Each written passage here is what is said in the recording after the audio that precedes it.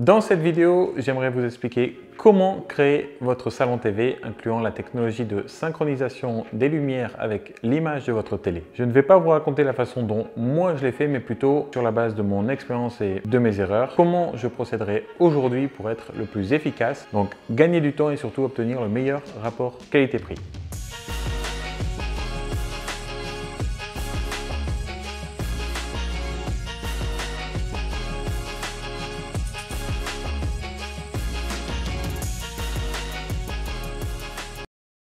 Salut, c'est Thibaut. Bien entendu, pour créer un salon télé, pour créer le home cinéma de vos rêves, il y a plein d'options possibles. Plus cher, moins cher, il y en a plein. Bref, je vous donne ma vision sur la base de mon expérience et de l'installation des 4 salles télé, salles cinéma que j'ai chez moi. Je pars juste du principe que vous possédez une pièce vide à aménager entièrement. Ça peut être comme nous, une pièce indépendante et fermée, ou alors tout simplement un salon télé au sein d'une pièce à vivre par exemple. Suivez bien cette vidéo car on va parler avec beaucoup de détails de la synchronisation des éclairages Philips Hue avec l'image.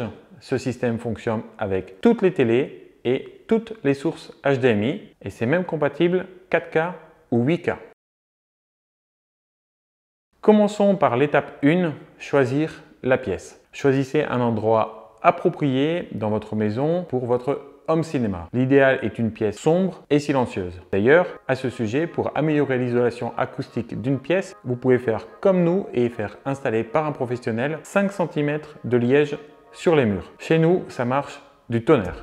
Je vous recommande vivement cet investissement, surtout si vous avez des voisins mitoyens, ce qui est notre cas. À vous de décider si vous optez pour une télé ou un projecteur. Personnellement, je préfère une télé, mais je sais que certains d'entre vous vont vouloir des projecteurs. D'ailleurs, à ce sujet, je n'ai pas su vérifier si le boîtier HDMI Play ThinkBox de Philips Hue fonctionne avec les projecteurs. Si c'est votre cas, n'hésitez pas à partager votre expérience en commentaire avec le maximum de détails. J'épinglerai le commentaire le plus complet pour aider celles et ceux intéressés par les projecteurs. Étape 2, designer la pièce. Sur le sujet aménagement de la pièce, moi, si c'était à refaire, je ferais appel à un décorateur d'intérieur ou encore mieux, je ferais appel à un service tel que Rinov.fr. C'est un service en ligne qui réalise votre projet de décoration d'intérieur en 3D. Et tout ce que je peux vous dire est que c'est pro et fidèle. C'est une vraie 3D. Le principe est simple. Vous envoyez vos plans, les photos de votre pièce actuelle et des photos de meubles que vous souhaitez conserver et ensuite Rinov s'occupe du reste. Enfin, non. Avant ça, vous passez par un questionnaire pour vous permettre de préciser vos goûts pour guider la décoratrice qui va gérer votre dossier. Leur offre démarre à 99 € et vous recevez quelques jours plus tard une présentation de votre projet réalisé par votre décoratrice qui vous explique ses choix d'aménagement et de décoration. Vous recevez votre intérieur aménagé en 3D incluant une vue panoramique 360 degrés et un plan d'aménagement. En bonus, vous recevez une shopping list pour les meubles et les objets déco et matériaux. Bien entendu, c'est adapté à votre budget et au moins vous êtes sur les rails pour concrétiser votre projet. Pour un projet de salon télé chez vous, c'est un excellent début. Niveau budget, pour un salon télé, comptez 149 € et si vous voulez faire votre pièce à vivre incluant un salon télé, une salle à manger et une cuisine, comptez 249 €. Je n'ai pas fait appel à Rinov chez moi et je le regrette. Cependant, pourquoi je peux vous en parler avec autant de détails et de conviction? Tout simplement parce que j'ai testé le service. J'ai contacté Rinov il y a quelques semaines et l'un des dirigeants m'a appelé pour me dire « Thibaut, on aime ce que tu fais sur ta chaîne YouTube et nous aussi on adore Philips Hue, donc si on peut t'aider, on le fera. » Résultat, Rinov a designé la pièce à vivre d'une amie qui avait justement un projet d'aménagement dans sa pièce à vivre et les illustrations que je vous présente ici sont celles du projet que l'on a réalisé ensemble ces dernières semaines. Pour faire un essai grandeur nature, on a donné les plans et les goûts de mon ami à Rinov et hop, une décoratrice est chargée du projet. J'en profite pour préciser que Rinov est partenaire de Philips Hue et actuellement, les clients de Rinov bénéficient de 15% de remise chez Philips Hue sur les ampoules et les luminaires connectés. Je ne le savais pas en les contactant, mais clairement, c'était une évidence de vous parler de leur offre à tout niveau. Et 15% chez Philips Hue, c'est un bon moyen de rentabiliser la prestation Rinov. Pour la première fois sur la chaîne, j'ai négocié pour vous un code promo. Attention, la durée est limitée à juin 2024. Notez bien le code promo qui s'affiche à l'écran, RThibault15. Pour toute première commande sur Rinov.fr, bénéficiez de 15 € de remise. Un truc que j'ai adoré dans le projet que j'ai réalisé avec Rinov et qu'ils nous ont envoyé les visuels de la pièce à vivre de nuit. Vous connaissez ma sensibilité pour l'éclairage. Bien entendu, j'ai adoré et je vous recommande de demander cette option pour seulement 9 €. Étape 3, préparez le câblage de votre salon télé. On progresse sur l'étape 3 et on part du principe que vous avez finalisé vos plans avec Rinov et que vous commencez les discussions avec des artisans. Pour la suite de cette vidéo, on retourne chez moi, dans mon salon télé, pour vous expliquer avec un maximum de détails comment créer le salon télé de vos rêves. Préparez le câblage de la pièce avec votre électricien. Mon conseil, dans un meuble télé, prévoyez toujours 3 triples prises et 2 prises Ethernet, des prises RJ45. Sinon, c'est switch assuré dans le meuble télé et multiprise assurée. Et encore, avec toutes ces prises, je ne vous garantis pas que vous n'aurez pas besoin de multiprises dans le meuble car de base, si on prend mon exemple, j'ai une prise pour la télé, une prise pour le boîtier de synchronisation des lumières Philips Hue, une prise pour la Fire TV, une prise pour la barre de son, une prise pour la Amazon Echo et une pour le ruban LED Philips Hue Gradient qui est juste derrière la télé. Voilà, moi je suis déjà à 6 comme pour rire et je ne parle pas de la lampe sur pied ou de l'aspirateur qui est caché dans le meuble qui me prennent chacun une prise courant également. Donc là, on vient de voir les prises dans le meuble télé, mais pensez à installer des prises derrière votre canapé. Dans mon cas, j'ai utilisé ces prises pour des lumières supplémentaires et surtout pour un éventuel caisson de basse. Je reviendrai sur tout ça dans la partie son. Pour vos arrivées Ethernet, le fait d'en demander 2, c'est mieux et c'est aussi de se donner la chance de ne pas avoir à installer un switch à 50 €. Dans tous les cas, demandez à votre électricien de mettre du câble gigabit. Normalement, ce n'est pas nécessaire de le préciser, mais chez moi, ils ont réussi à se tromper sur un câble sur lequel je suis limité à 100 mégabits par seconde. Heureusement, partout ailleurs dans la maison, j'ai quand même 1000 mégabits, soit 1 giga. Le câblage audio, les fils rouges et noirs, pas besoin. J'ai envie de dire, plus besoin. Je vais être honnête avec vous, j'ai passé les câbles audio dans cette pièce. Tout est en attente derrière les cloisons, mais aujourd'hui, je suis convaincu qu'ils ne seront jamais utilisés. Pourquoi? Parce que dans mon cas, j'hésite entre 2 technologies et ces 2 technologies sont sans fil. Dans cette vidéo, je vais vous présenter 2 solutions audio et aucune ne nécessite de câblage audio. Il vous fera quand même des prises courant, c'est tout. On parle ici d'un salon télé à réaliser soi-même et dans un budget le plus accessible possible. C'est l'objectif de cette vidéo, donc dans ce cadre-là, les technos performantes du marché sont sans fil. Avant de passer à l'étape 4 et de vous parler de l'écran, j'aimerais vous parler du câblage pour alimenter la télé. Je vais vous partager un document PDF avec toutes les recommandations et toutes les mesures nécessaires à communiquer à votre électricien pour créer les bonnes attentes au niveau des prises, mais aussi du gainage invisible entre le meuble télé et l'écran. Je vous jure, c'est compliqué parfois d'obtenir ce que l'on souhaite quand on travaille avec un électricien et un plaquiste. Donc soyez vigilants et imposez-leur d'ajouter une gaine dans le mur entre la télé et le meuble télé afin d'éviter tout câble apparent ou gaine apparente entre la télé et les autres appareils. Si vous choisissez une télé Samsung, assurez-vous qu'elle soit équipée de la technologie Single Cable. Ainsi, un seul câble va vers la télé et 100% de la technique est dans le meuble. Tellement plus pratique. Mon ami avec qui j'ai réalisé le projet Rinov a utilisé mon document dans son cahier des charges et heureusement car l'électricien n'avait pas du tout prévu de faire comme ça. Il avait prévu de mettre une prise Ethernet derrière la télé et rien dans le meuble. Il avait prévu de faire à l'ancienne, finalement, comme dans les hôpitaux, la télé est sur un bras déporté avec toute la technique en boule derrière la télé. Mais franchement, stop. On est en 2023, on n'est plus en l'an 2000. L'an 2000, c'était il y a 23 ans. Aujourd'hui, une gaine, c'est obligatoire. Étape 4, l'écran. Investissez dans un écran de qualité. Pour moi, pas besoin de mettre des sommes folles dans l'écran. Si les 4K est compatible AirPlay 2, c'est largement suffisant. Ne vous souciez pas de savoir s'il a Netflix inclus ou autre, car c'est votre box, c'est votre Freebox ou autre qui va gérer cette partie. Ou alors, si vous êtes comme moi et vous avez juste une connexion Internet chez vous, sans bouquet TV, et dans ce cas, c'est votre Fire TV qui apporte l'intelligence à votre écran. Le côté Smart TV, personnellement, je m'en moque totalement dans une télé. À vous de voir si vous êtes du même avis. Choisissez celui qui convient le mieux à vos besoins et à votre budget. Je ne l'ai pas fait, mais je suis tenté d'acheter une télé 55 pouces à moins de 500 € et d'y mettre une Fire TV à 50 €. J'aimerais vous parler de l'importance d'AirPlay, mais je n'aurai pas le temps aujourd'hui. Cette vidéo sur les salons télé fait partie d'une série de 4 vidéos et je parle du AirPlay dans une des prochaines vidéos. Donc si ce n'est pas le cas, abonnez-vous pour rester connecté à ma chaîne. En gros, une télé basique à 500 € avec une Fire TV ou une Apple TV n'aura rien à envier à une Smart TV à 1000 €. De toute façon, dans tous les cas, le son sera produit par une source externe de type Sonos, Echo Studio ou alors une simple barre de son. Je ne l'ai pas fait et je le regrette. J'ai dans ce salon télé une Smart TV LG qui m'a coûté 1600 € et c'est justement en découvrant les options Smart TV de cette LG que j'ai décidé d'acheter ma première Fire TV, tellement le catalogue d'applications était limité. J'ai rédigé un document regroupant toutes ces infos et astuces et ce document est disponible sur rthibault.com/cinéma. En tout cas, pour moi, c'est clair.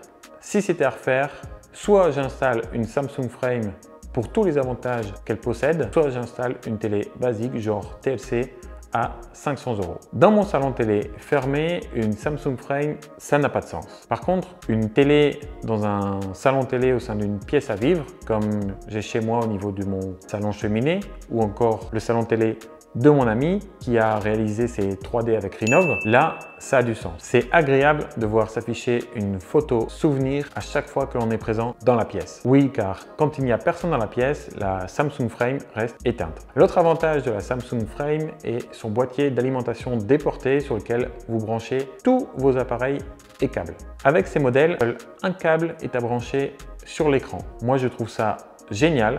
J'insiste sur ce point car les électriciens sont rares à connaître ces évolutions de chez Samsung. Et si vous leur dites que vous souhaitez avoir une télé accrochée au mur en mode tableau, ils vont vous mettre une prise courant et une arrivée Ethernet derrière la télé. Sauf que ça ne marche plus comme ça. Donc soyez vigilants sur ce point. Idéalement, sans pour autant l'acheter, sélectionnez votre modèle de télé avant de commencer les travaux de votre salon télé. Avec un bon suivi de votre chantier, vous n'aurez pas de surprise au moment de l'installation de votre salon télé. Le bas de l'écran doit être à 1 mètre de hauteur ou plus bas. Regardez une télé placée trop haut, au-dessus d'une cheminée par exemple, ce n'est pas agréable. Moi, j'ai fait en sorte que chaque télé soit 1 mètre du sol. Ne prévoyez pas de niche pour la télé. Si un artisan vous le propose, attention, c'est déjà un avertissement. À mon avis, cet artisan a plutôt l'habitude de bosser pour des hôpitaux que de réaliser de beaux salons télé comme le vôtre. Une niche, c'est moche, c'est cher, c'est compliqué à mettre en œuvre et surtout, ça vous limite dans le choix de votre télévision. C'est clairement se créer des contraintes là où il n'y en a pas. Et pour terminer sur ce point, une niche, c'est incompatible avec un ruban LED Philips Hue Gradient à placer derrière la télé pour créer une synchronisation image et lumière ambiante. Étape 5, le lecteur Blu-ray. J'aborde déjà le sujet du lecteur Blu-ray. Pour moi, ce n'est clairement pas indispensable, mais je peux comprendre celles et ceux qui achètent encore des DVD. Le réel avantage du lecteur DVD, et je ne parle pas du lecteur de la PlayStation 5. Un lecteur DVD permet d'avoir des films en Dolby Vision et Dolby Atmos, tandis que les films que l'on achète sur YouTube par exemple, eux sont juste en 5.1, ce qui est déjà pas mal et devrait vous satisfaire. En tout cas, c'est mon cas. Je le rappelle, l'objectif de cette vidéo est de vous aider à concevoir un salon télé avec un budget accessible et évolutif. On ne parle pas ici d'un home cinéma à 40 000 €. En 2023, on achète ou on loue des films sur des plateformes de vidéo à la demande. Alors, on va aller sur le wideband et là, de wideband, on pourra toucher 250 millions de viewers. Ouais. Ça c'est quelque chose de bien pour un film de qualité avec $1,99. Comme ça, tous les gens au monde entier, les gens qui n'ont pas d'argent, ils appuient sur un bouton, ils ne doivent pas attendre 40 heures pour le download, mais quand on n'attend pas le satellite, je ne peux pas attendre le satellite. Ils dépensent beaucoup trop d'argent, ça coûte des millions de dollars. On regarde aussi des séries en vidéo à la demande type Netflix ou Amazon Prime. D'ailleurs, si vous souhaitez 30 jours gratuits d'Amazon Prime, je vous partage le lien dans la description de cette vidéo. En résumé, le DVD, moi, je n'en ai pas et je n'en aurai plus jamais. Étape 6, l'éclairage.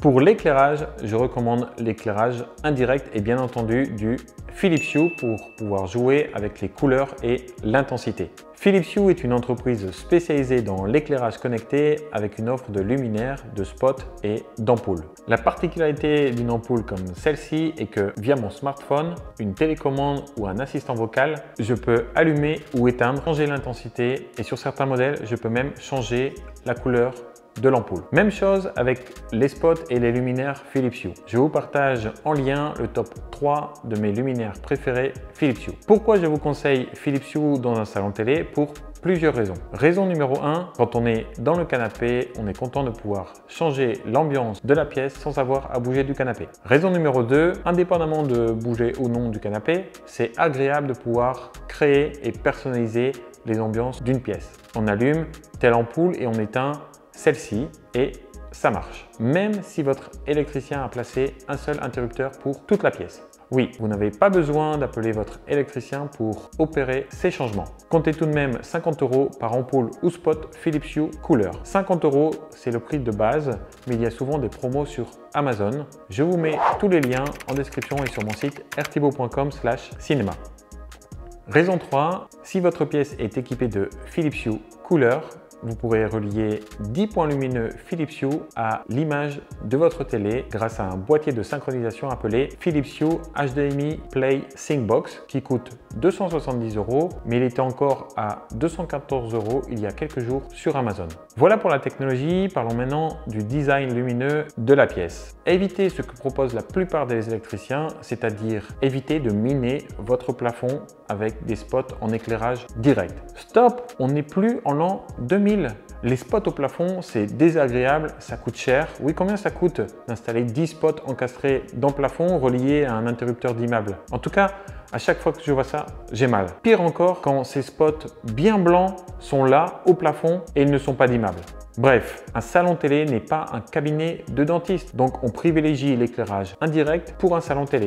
Dans ce salon télé, j'ai mis des ampoules E14 Philips Hue couleur sous l'abat-jour. C'est top et ça correspond bien avec le style de la pièce. J'ai complété ça avec un accessoire télé Philips Hue, c'est un tube multicouleur. J'en suis ravi et ça correspond bien à la déco de cette pièce. Considérez aussi des lampes sur pied que vous pouvez ajouter par la suite par exemple.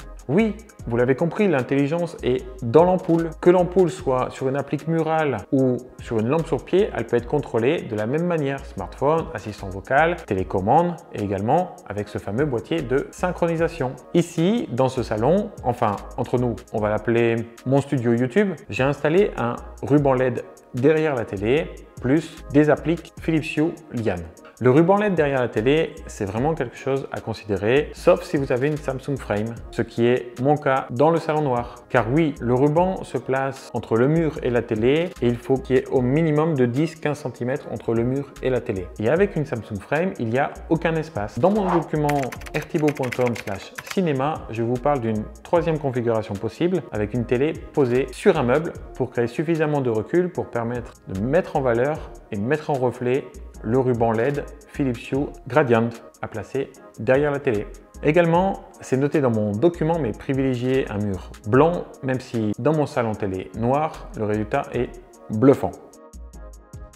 Parlons concrètement. En me basant sur mon expérience, si c'était à refaire, dans mon studio YouTube, je prendrais une télé 65 pouces posée sur un meuble à une hauteur de 60 à 80 cm, pas trop bas et surtout pas trop haut. La télé, elle est posée car je préfère qu'elle soit en retrait du mur, peut-être de 20 cm pour améliorer l'expérience Philips Hue HDMI Play Sync Box. J'installe un Lightstrip Hue Play Gradient pour le coup de 65 pouces à 220 €. Ils existent pour les télés de 55, 65 et 75 pouces. Au-dessus de la télé, je place à 2 mètres de hauteur et à 5 cm de chaque côté de la télé, deux appliques Philips Hue. Pour chez moi, je place des lianes à 210 € chacune. Et de chaque côté du canapé, je place deux appliques si c'est possible, ou alors je place des spots Fugato au plafond que l'on peut diriger vers le mur de chaque côté du canapé. L'avantage du spot directionnel depuis le plafond est que l'on peut garder le mur pour placer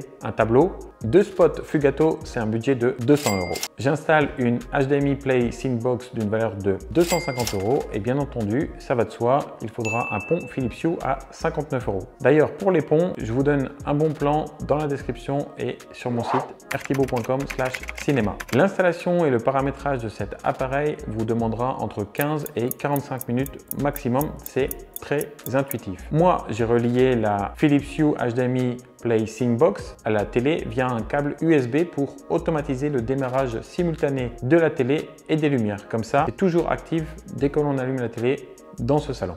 Éventuellement, placez des prises derrière votre canapé pour y ajouter par la suite un pack de 2 Uplay pour 140 € ou alors 2 lampadaires Gradient Signe posés au sol derrière le canapé pour 660 € pour les deux. Les Gradient Signe, c'est vraiment si vous avez vraiment un budget no limite. Je n'ai jamais eu de Gradient Signe, par contre, j'ai plusieurs Uplay chez moi et je vous confirme que c'est un super produit et un bon rapport qualité-prix. On a fait le tour pour l'éclairage. Je vous montre comment on place les luminaires dans l'appli Philips Hue Syncbox. Sachez que vous êtes limité à 10 points lumineux par home cinéma Philips Hue. Dans l'application, on appelle ça un espace de loisirs dans lequel on sélectionne les luminaires, ampoules et spots disponibles sur votre pont. Pour créer un espace de loisirs, c'est simple. Cliquez sur espace de loisirs pour ma télé.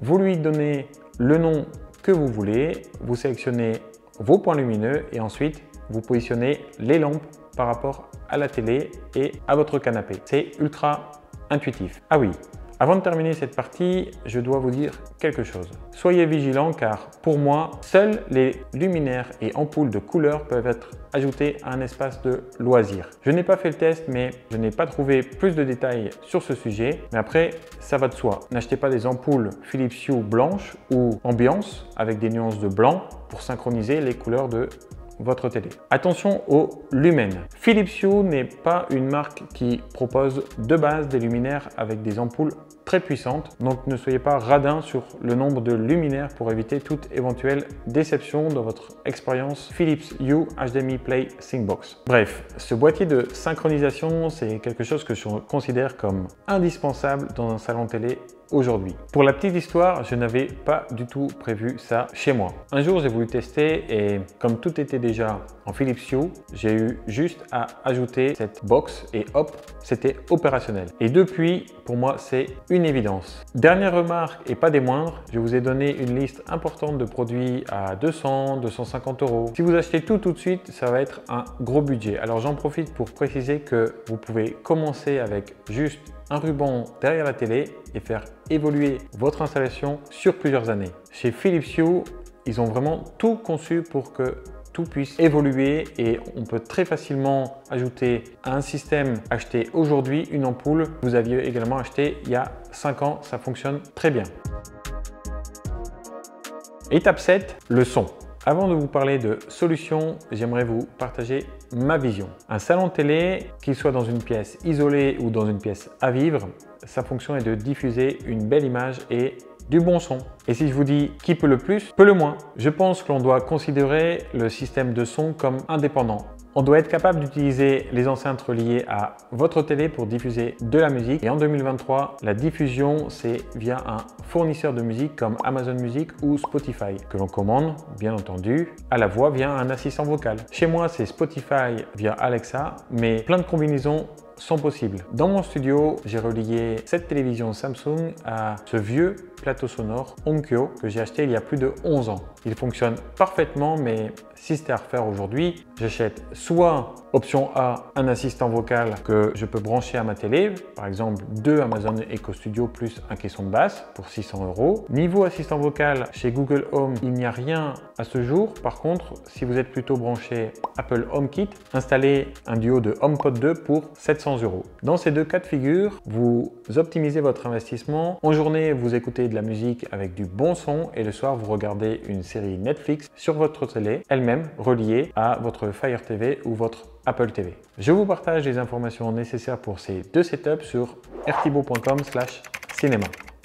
Et ne me dites pas, j'ai trouvé une barre de son avec du Bluetooth, ça fera le job. Non. Qui utilise encore du Bluetooth en 2023? Franchement, j'opterais plutôt pour une compatibilité AirPlay 2 en fait. AirPlay 2 est une technologie Apple disponible chez plusieurs constructeurs dont Sonos. Donc la deuxième option que j'aimerais vous partager aujourd'hui, c'est l'option S pour Sonos. Sonos étant la deuxième option dont j'aimerais vous parler aujourd'hui. Donc si c'était à refaire, soit j'opte pour l'option A pour assistant vocal relié à une télé, ou alors j'opte pour l'option S pour Sonos dans le salon télé et dans le reste de la maison. Le choix de l'option S, pour moi, il est à considérer à quelques conditions. Si vous avez une grande pièce pour accueillir beaucoup de puissance, si vous n'avez pas de voisins à proximité, si vous aimez recevoir et faire la fête avec de la bonne musique, si vous avez des travaux de prévus et vous souhaitez cacher les enceintes dans le plafond. Et c'était mon cas, j'ai opté pour du Sonos que je ne connaissais pas. Essentiellement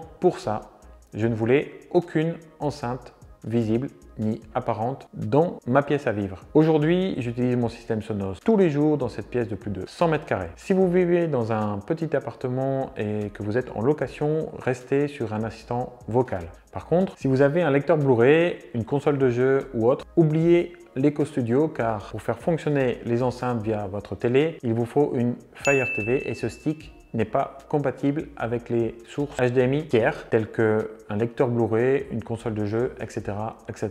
Le flux doit obligatoirement venir d'Internet, Netflix, YouTube, Amazon Prime, Molotov TV, l'appli Freebox TV, etc., etc. Donc si le système Eco Studio est contraignant pour vous, j'aurais tendance à vous orienter vers une barre de son Sonos, mais voilà. Pour le premier modèle, il est déjà à 500 € la barre de son. Sonos vous permet aussi ce double usage, le son de la télé et le son au quotidien pour diffuser un bon son via un système Sonos entièrement compatible avec Alexa. Le système Sonos est évolutif. C'est un système qui s'inscrit parfaitement dans une maison connectée. En tout cas, moi, le jour où je ne suis plus satisfait de mon Eco Studio dans mon salon télé noir, je passe tout en Sonos. En 1 heure d'installation, tout sera changé et bien sûr sans fil audio. J'aurai juste à brancher une barre de son ici et une Sonos Era de chaque côté du canapé, plus éventuellement un mini sub Sonos. Prévoyez ça dans vos plans, c'est indispensable, des prises à chaque coin de la pièce, devant et derrière le canapé. Pour info, la barre de son Sonos Beam plus le mini sub comptez tout de même 1 000 €. Bon, il est temps de passer à la dernière étape de cette vidéo.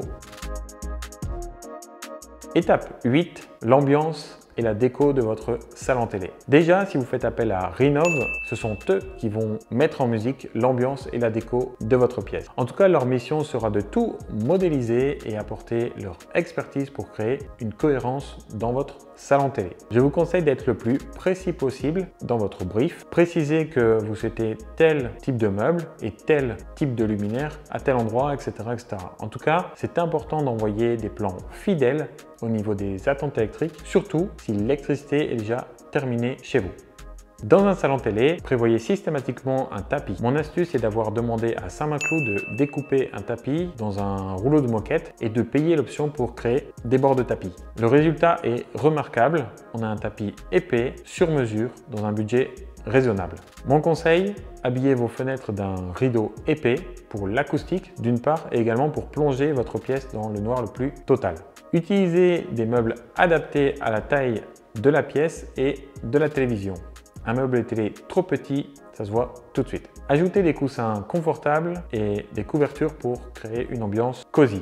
Accrochez des photos ou des tableaux au mur pour ajouter de la couleur et de la personnalité à votre pièce. Enfin, n'hésitez pas à jouer avec les couleurs et les motifs pour créer un salon télé unique qui vous ressemble. Au fait, 80% d'entre vous ne sont pas abonnés à ma chaîne. Bon, ce n'est pas grave, mais franchement, vous êtes tous les bienvenus dans la section abonnés. Restez connectés à ma chaîne. À très vite sur RThibault ou sur rinov.fr.